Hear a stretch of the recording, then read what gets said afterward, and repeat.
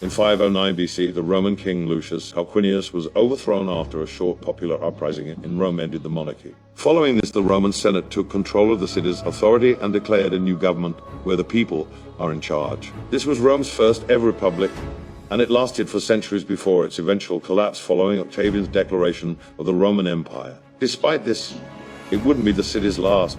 Millennia later, French General Napoleon Bonaparte invaded the Papal States after the killing of Matthew and Leonard Dufour.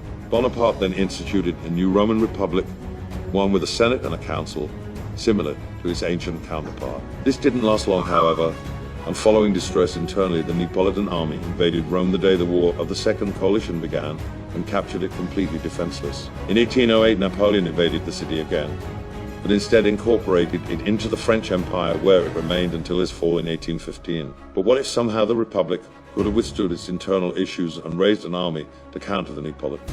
What if the Roman Republic somehow survived?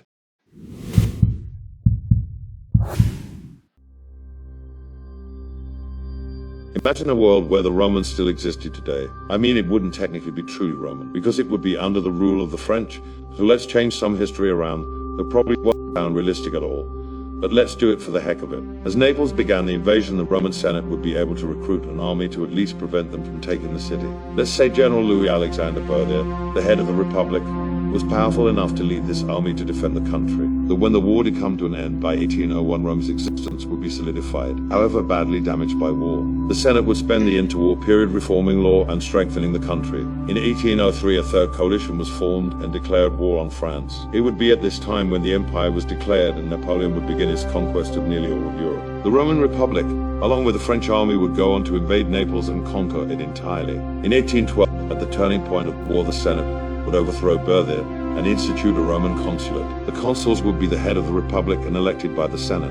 Rome would then join the War of the Seventh Coalition against France and would capture nearly all of Italy. At the Congress of Vienna, it would gain its sovereignty over all Italy and retain its independence as a republic. Now we can really pace modern Italian history with this timeline if the Senate agrees with the events in our own. During the Italian Wars of Independence, or in this timeline the Austro-Roman Wars, Rome, which is much more powerful than the Austrians, would crush them and capture Venice. The Roman Navy would then go on to capture the Balkan coast and occupy southern Croatia. At the break of World War I, Rome would attempt to expand its naval power and side with the Central Powers in 1915. The Romans would then quickly seize Corsica and the Ionian Islands before capturing Athens in a naval blockade. In 1918, managing to prevent the Americans from joining the war, the Central Powers successfully conquered France and partitioned it between them. In 1936, Spain broke out into civil war and the country was plunged into chaos. Rome, seeing this as an opportunity, would invade the country with about 35,000 troops. By 1939, the nation would be fully incorporated into the Roman Republic.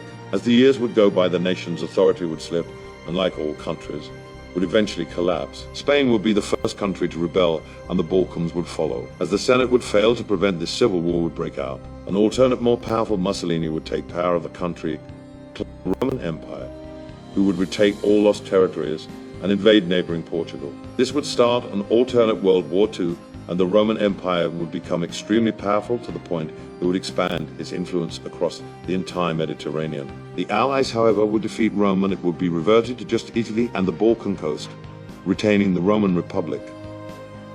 Thank you for watching, and if you enjoyed this video, consider subscribing and checking out some of our other videos.